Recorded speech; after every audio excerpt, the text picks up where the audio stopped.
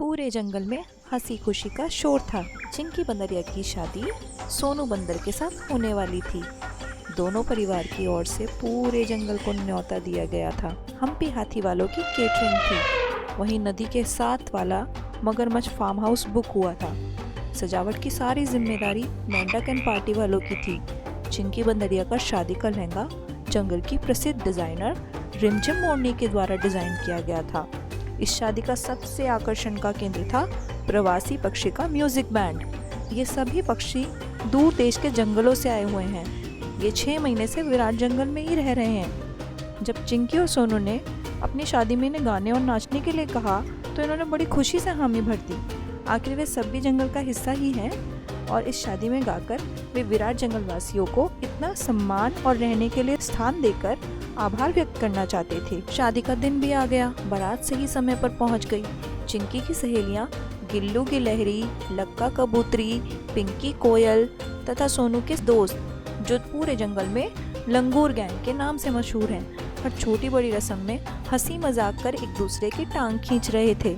जहाँ सोनू दूल्हे को पिंकी कोयल ने शरबत में मिर्ची मिलाकर खिलाई, वहीं लंगूर गैंग ने भी जूते के लिए सभी सहेलियों को खूब छकाया। जंगल के राजा शेर सिंह का सभी घरातियों ने स्वागत किया और शेर सिंह के आते ही प्रवासी पक्षियों ने गाना शुरू किया और फिर ग्रुप डांस ने सबका मन मोह लिया। सभी ने उनकी प्रशंसा की। सोनू और चिंकी ने उनकी शादी को यादगार बनाने के लिए उन्हें धन्यवाद दिया। विराट जंगल में इसी खुशी के 6 महीने और गुजर गए, मगर जब राजा शेर सिंह ने नया कानून लागू किया तो सभी सख्ते में आ गए। नए कानून के अनुसार सभी प्रवासी पशु पक्षी वापस अपने अपने जंगल लौट जाएं। सभी को जंगल खाली करने के लिए 1 महीने का समय दिया गया, अन्यथा उन्हें बाहर निकाल दिया जाएगा। तब नील पंछी सहित सभी प्रवासी शेर सिंह के पास पहुंचे। आपको तो पता ही है महाराज, हमारे जंगलों की हालत कितनी खराब है। कई जंगल तो इंसान की करतूतों से सूखते और वीरान बनते जा रहे हैं। नील पंछी ने हाथ जोड़कर कहा, रेगिस्तान की हवाएं हमारे जंगल और समुद्र तक पहुंच गई हैं। ऐसे में हम कहाँ जाएंगे? एक अन्य पक्षी ने कहा, मैं आप सभी की मजबूरी समझ सकता हूँ, पर मैं भी क्या करूँ। यहाँ का राजा कई हफ्तों से विराट जंगल के पेड़ों को काटने में लगा हुआ है। शिकारी भी बहुत आ रहे हैं। मेरा कर्तव्य है कि यहाँ के पशु पक्षियों की रक्षा कर उन्हें संरक्षण दूँ। आबादी बढ़ने के कारण यह मुश्किल हो जाएगा, इसलिए मुझे क्षमा करें और जंगल खाली करें। शेर सिंह कहकर अपनी गुफा में चले गए। जंगल के जाने में सिर्फ 15 दिन का समय बचा था। नील पंछी का बेटा मिंकू पक्षी, जो विभिन्न रंग वाला था, उदास होकर अपनी माँ से कहता है, मेरा मन लग गया था विराट जंगल में, अब क्या होगा?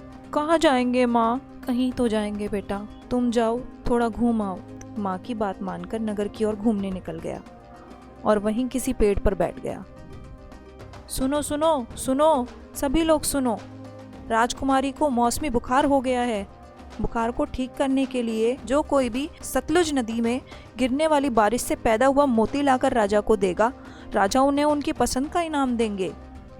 यह सुनकर मिंकू उड़कर अपनी माँ नील पंछी के पास पहुंचा और सारी बात बताई। बेटा, वहां जाना आसान नहीं है।